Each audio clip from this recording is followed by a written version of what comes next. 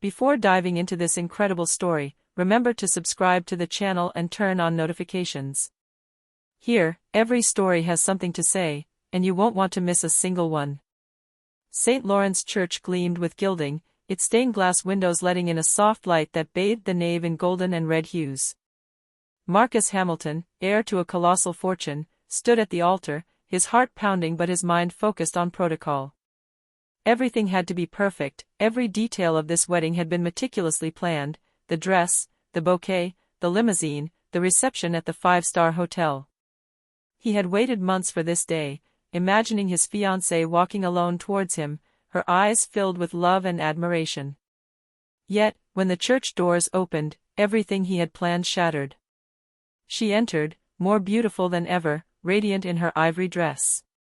But that wasn't the only surprise. Beside her, 4 little girls held her hand, each dressed in a white dress matching their mother's. Marcus's eyes widened. His mouth slightly open, he felt a wave of confusion and astonishment wash over him. 4 children?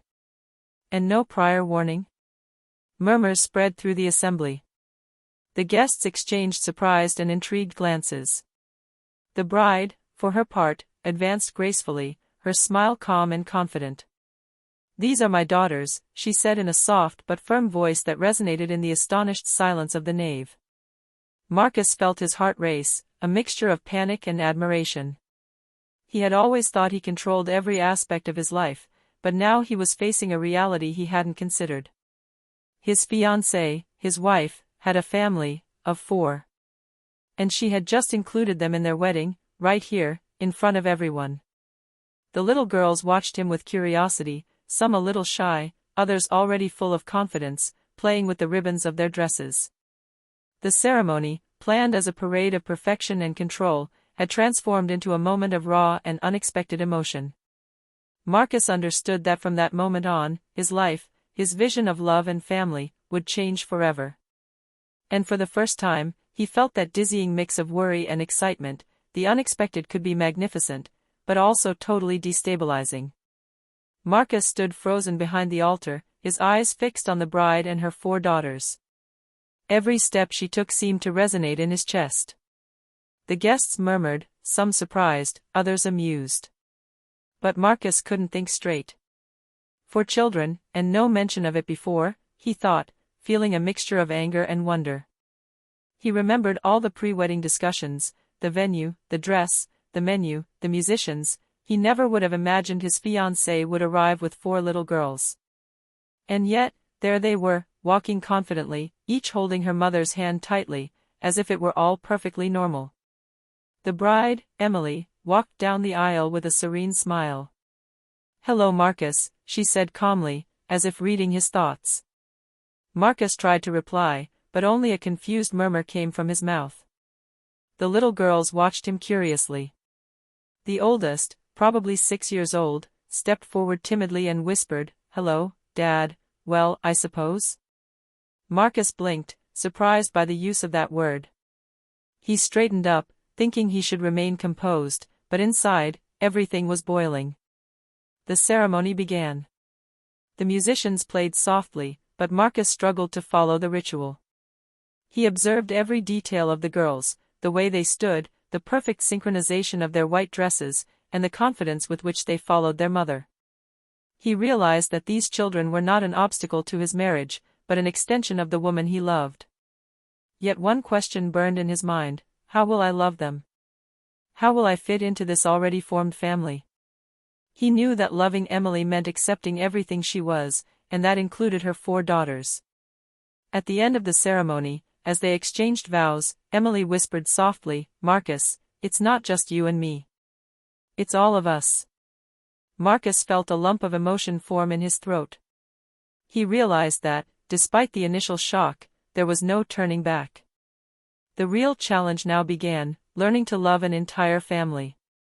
And this marriage, conceived as a symbol of control and perfection, had just become the beginning of an adventure he could never have foreseen, but which he already sensed would be magnificent. With the wedding over, the reception was in full swing in the sumptuous ballroom of the Hamilton Hotel. Guests chatted, laughed, and took photos, but Marcus's eyes were fixed on Emily and her 4 daughters. The little ones seemed both excited and nervous in this new environment, and Marcus felt his heart clench. He wanted to do the right thing, but he didn't know where to begin. The eldest, Lily, approached him shyly with a hesitant smile. "Hello, Marcus, do you want to play with us?" she asked. Marcus blinked, surprised by this spontaneity. Playing with 4 children? It seemed almost intimidating, but he smiled and nodded. "Well, I suppose I can try," he replied, bending down to get down to their level. The children quickly led him to a corner of the room where they had set up a small, improvised playground with balloons and ribbons.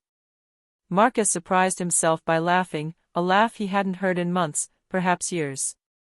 Emily's gaze, watching the scene, was filled with gratitude and tenderness. But it wasn't all smooth sailing. At one point, Emma, the second child, accidentally spilled a glass of champagne on Marcus's suit. The guest's immediate reaction was a mixture of shock and embarrassment. Marcus took a deep breath, wiped the suit, and feigned fury, exaggerating a dramatic pout. The children burst out laughing. Emily, relieved, put a hand on his shoulder. "You see? It's not so terrible," she murmured. Marcus nodded, realizing that he would have to relearn to be patient, flexible, and above all, to open his heart to these 4 little souls who were now part of his life. Later, when they finally sat down at the main table, Marcus observed the children's interactions with the guests. He noticed the curiosity in their eyes, the way they sought approval and attention. He understood that gaining their trust wouldn't be instantaneous. He would have to prove he could be a father, not just a husband. That evening, watching Emily dance with their friends and seeing the 4 girls laughing heartily around him, Marcus understood one thing: marriage was only the beginning. The real challenge, the real happiness, lay in the family they would build together, imperfect, chaotic, but full of life. And deep down, Marcus felt a spark of hope. Perhaps this unexpected life would be exactly what he had always been looking for, even if he didn't know it yet. The weeks following the wedding weren't as simple as Marcus had imagined. The laughter and games of the reception had given way to reality, for children with their own habits, whims, and deeply rooted emotions. Marcus quickly realized that loving Emily also meant navigating a world he didn't yet know. Lily, the eldest, proved to be a very intelligent but demanding child. She constantly tested Marcus's limits, asking questions about his wealth, his career, and even his ability to be a father. "Why didn't Mom ever talk about us before?" she asked one evening as they sat down for family dinner. Marcus felt a shiver run through him. He had never anticipated such a confrontation so early in his marriage. Emily intervened gently. "Lily, we had our reasons. But Marcus is here now, and he wants to be a part of your life." Marcus took a deep breath. "I know I can't replace anyone, but I want to learn. I want to be there for all 4 of you." A heavy silence fell, but Lily's eyes shone with a spark of curiosity and defiance. This was Marcus's first real test. Gaining the trust and respect of these children wasn't going to be easy. Then came the first real crisis. Emma, the second child, disappeared one afternoon while chasing a dog in the nearby park, without telling anyone. Panic swept through the house. Marcus and Emily rushed outside to look for her, their hearts pounding. When they finally found her, sitting on a bench with the dog beside her, Marcus felt a mixture of relief and frustration. "You can't leave like this," he said firmly, but seeing Emma's teary eyes, he understood that he had to change his approach. He had to learn to combine authority and tenderness, firmness and understanding. That day marked a turning point. Marcus realized that marriage wasn't just a contract between 2 adults. It was a union with pre-existing lives, emotions, and stories that nothing could erase. And somewhere, in that chaos and newfound responsibility, he began to feel that he truly belonged to this family, that he was no longer just a millionaire, but a husband and a future father, capable of protecting and loving those he had chosen. But the real challenge was yet to come. For beyond these minor daily crises, a secret link to Emily and the quadruplets' past was beginning to emerge, threatening to shatter their new, perfect life. A few months after the wedding, Marcus thought he had found a rhythm with Emily and the 4 girls. Laughter had returned, and despite the daily squabbles, the family seemed to be gradually adjusting to its new life. But one day would change everything. While organizing his home office, Marcus received an anonymous letter. The elegant but unsettling handwriting on the envelope didn't bode well. Trembling slightly, he opened it and read these words. Everything you know about Emily and her children isn't true. Before you commit forever, you need to know the truth. Marcus's heart raced. What did this mean? Had Emily been hiding something from him? Were the children really who they seemed?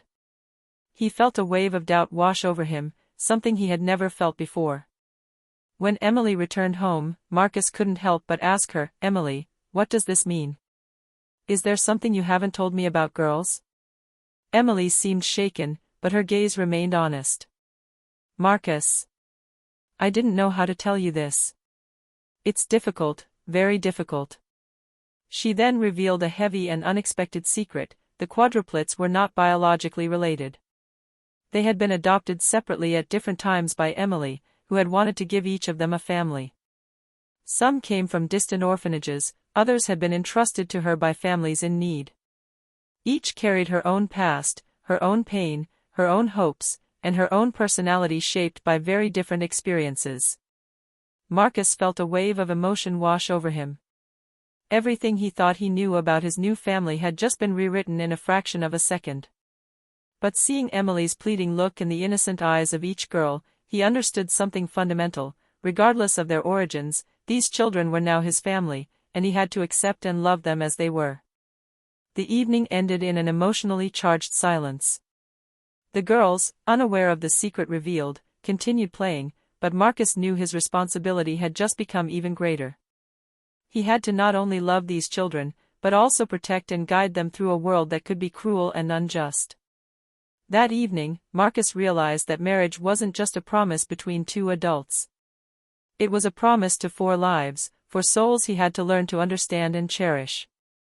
And despite the doubts and revelations, he felt a new strength awaken within him. He was ready to take on this challenge, whatever the cost. But in the shadows, a threat from Emily's past still loomed, ready to emerge and test the fragile unity of this fledgling family.